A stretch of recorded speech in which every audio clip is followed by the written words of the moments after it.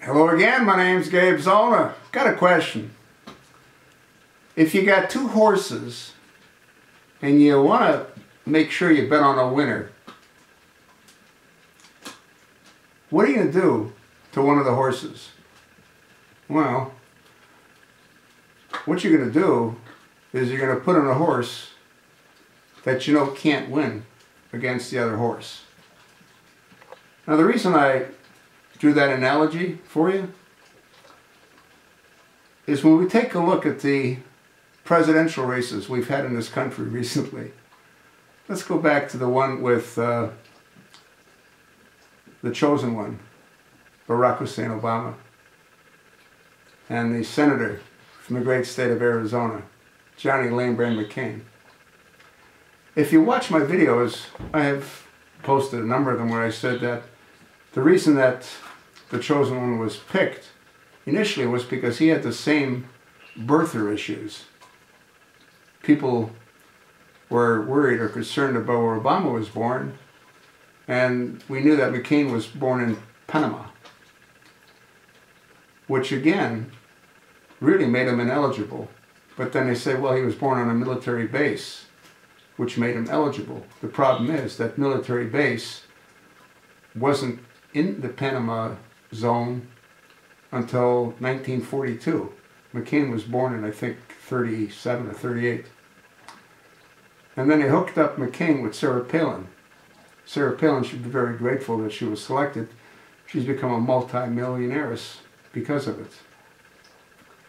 But she was no one that anyone ever heard about before. So everything was stacked against the Republicans taking the Oval Office. And let's jump forward to the next presidential election. Well, you got this Mormon who tried a run previously and lost. And what do we know about Mormons? Well, we know that not everyone agrees with their viewpoint, especially the Baptists, and there's a whole lot of those out there.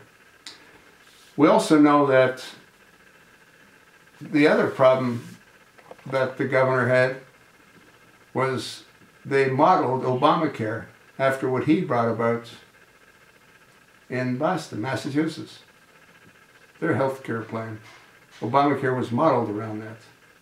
See that going against them. Which is why I believe he lost. The combination of him being a Mormon and him being the initial architect of Obamacare. His version. So, what does that tell you? Well, I'll tell you what it tells me. It tells me what I've told you before. There's no difference between the Republicans and the Democrats.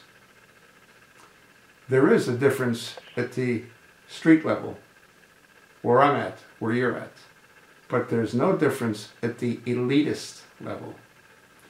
Why is that? Well, the elitists have one concern, and that is to remain elitists. If you take a look at the National Defense Authorization Act, well, who was that supposedly put together by? Well, the senator out of Michigan, Carl Levin, who's a what? Oh, he's a Democrat. And a senator out of Arizona, Johnny Lame-Brain McCain. So you got this Democratic senator and this Republican senator that spent, who knows, how much of their time, or maybe their staff stayed at all and they just nodded their heads. But the point being is that these two entities that always oppose themselves in public don't do that in private. That goes across the board for all of them. I wouldn't doubt that Nancy Pelosi has dinner with John Boehner. Vice versa. They get drunk together. The point is, we are being lied to. They deceive us. They plot against us. They're doing it again now in the upcoming 2016 presidential election, if there is an upcoming 2016 presidential election. I'm still not convinced that the chosen one with the floppy ears has any intentions of letting go of his power.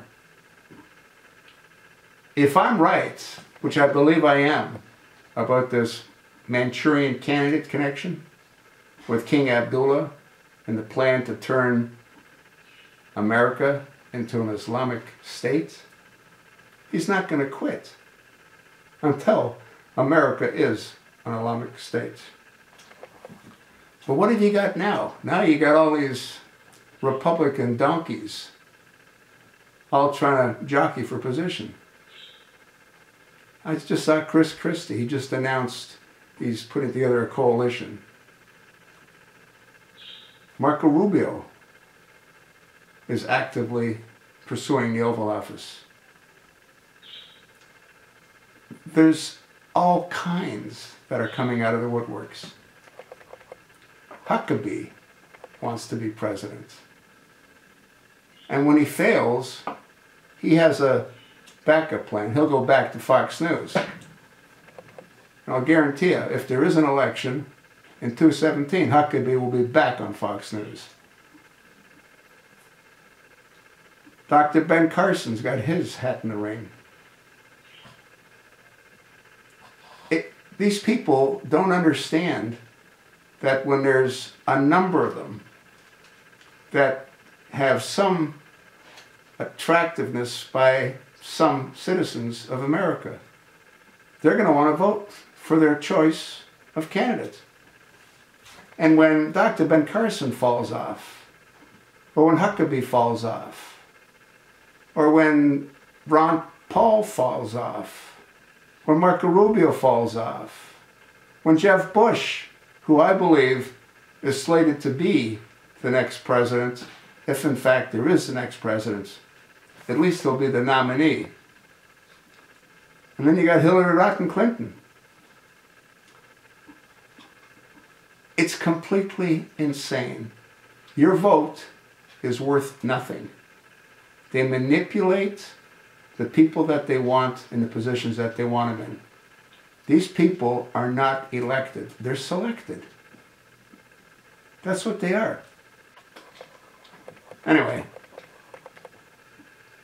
there's no difference between the Republican Party at the elitist level and the Democratic Party at the elitist level. That's really sad. That's why this country's in the state that it's in. It's all done by design. Think about it. Tell me where I'm wrong.